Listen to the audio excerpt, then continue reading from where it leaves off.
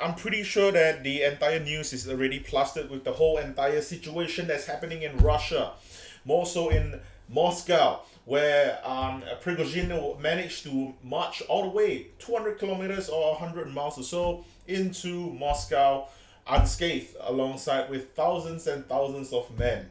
Okay, I'm pretty sure that this has been a huge news, but I'm not sure if this is gonna be coming out on time. Simply because I'll be going overseas literally in about 7 hours or so. So I'm recording this video simply because I really want to talk about this whole situation a little bit more. Okay, and of course how this actually affects the market. Okay, but of course, for people who are unaware, apparently there's this whole entire situation that has already been happening for quite some time. It's just that this just became even worse now. Okay, so for people who are unaware, it's basically like a civil war that's happening, or anything as close to a civil war that it can be. Okay, so for Putin, basically Prigozhin is considered as a private contractor, as a mercenary under Russia, and they are pro-Russia and they do fight for Russia, and they were trying to get into Ukraine during the whole entire war, but due to the lack of support from the Russian military and the Russian government as a whole, they weren't unable. They were unable to actually achieve the goal that they wanted to achieve, and because of that, Russian military basically was like saying, okay, you know what, yeah, you guys can get out of here. You guys just get out of here. We don't need you anymore. And of course, this kind of just became this whole weird power struggle sort of thing. And Prigozhin basically is like saying that, like, if I was able to actually have all these different resources, ammunition, and all this support in general, okay, I would be able to do so much better than what you guys have already achieved. And because of that, there's this sort of a power struggle happening. Okay, however, a lot of people call it a coup. I think it is quite close to a coup as well. So because of this whole entire coup that actually happened, afterwards Prigozhin basically got so close to Moscow, and he was like basically saying, you know what, I'm gonna leave right now. Okay, but the craziest thing that is happening right now is that Putin, okay, he managed to escape from Moscow. That's one. Okay, now the second incredible thing that actually happened is that Putin's gonna most likely keep Prigozhin alive. Okay, so the crazy part where a lot of people are actually talking about here right now, which is that how can Putin actually leave Prigozhin alive? Because for you to actually, arrange a coup against the Russian government, whereas Putin is kind of have this whole pro-dictator sort of vibe, and this whole entire thing that Putin has going on, especially with what happened after the whole Russia-Ukraine situation. For Putin to not kill Prigozhin just makes Putin look weak. And that's why this whole situation is going to make sure that no one in Russia is going to be the winner. Okay? There's no winners in this whole entire thing. Okay? Prigozhin did not win.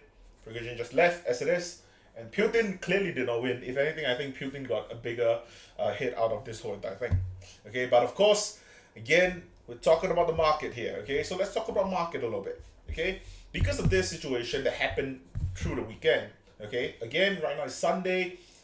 Considerably Monday actually, in Singapore. So I'm not sure how the market is going to be reacting to this. I would be looking at it closely when I arrive in Vietnam, while on holiday, of course. But I would be going through the whole entire news while I'm overseas as well. I do want to see how the market is going to be reacting to it. But personally, what I think the market is going to be reacting to this is relatively positive, I would assume, simply because this means that Putin is going to be left on the backboard, and people are not going to care so much about it. And let's be honest, this whole entire coup has already been called off as it is. So if you're talking about a power struggle that might actually lead to more uncertainty, the only uncertainty that you do have is Prigozhin, and even if they were to have any further power struggle, it's not going to be affecting the world economy or the market economy as a whole. So I don't think that's going to be a huge issue from that front forward. Okay, but if you're asking me, I do think that this is going to be overall positive for the whole entire market. I really do not see how this would be affecting the market from the different standpoint from there on out. So if you're asking me, I do think that the only way for the market to actually be going downwards is simply because if Prigozhin were to, for example, if Putin were to kill Prigozhin, I think that would be a possible downwards trend for the market, simply because if Prigozhin would die, it simply means that Putin is the man that he is actually said that he would be. And then that kind of just further proved the point that, if Putin is going to continue doing what the hell he's good doing, he is going to do what he say he is going to do in Ukraine. And that's going to basically just extend the war. Okay, of course, if we're actually very close to actually ending the war with this whole entire Putin and Prigozhin thing. A lot of people actually rumored to say that, Prigozhin might be going after Putin's head. And if that were to be the case, then basically the war is over. And I think I was thinking about it a little bit as well today when I was out with my family and such. And I was thinking, if that would be the case, that would be quite insane. It means that whatever that happened in Russia and Ukraine basically just got completely offset.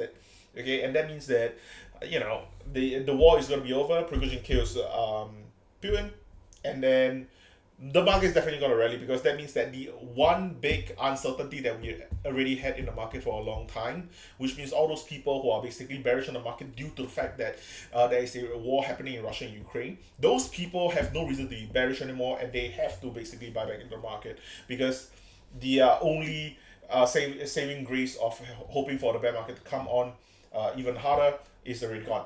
And for those people like myself who think that a bear market will still be coming over, would still basically be short the market or buying, leverage ETF against the market or whatnot. Okay, so that's how I actually think is going to be happening for this whole entire situation. Again, I'm not sure when I'm going to be uploading this video. I'm hoping that this video is going to be up by Wednesday. I'm assuming I'm going to be putting it on a Wednesday. And I have another video coming up for you on Saturday, which is talking about the whole bear market, bull market stuff. If you're interested in that, I was quite interested. I was quite interested when I was creating that video. I think you guys are gonna like that. But anyway, that's all I have for this video. Thanks so much for watching, and I'll see you guys next time.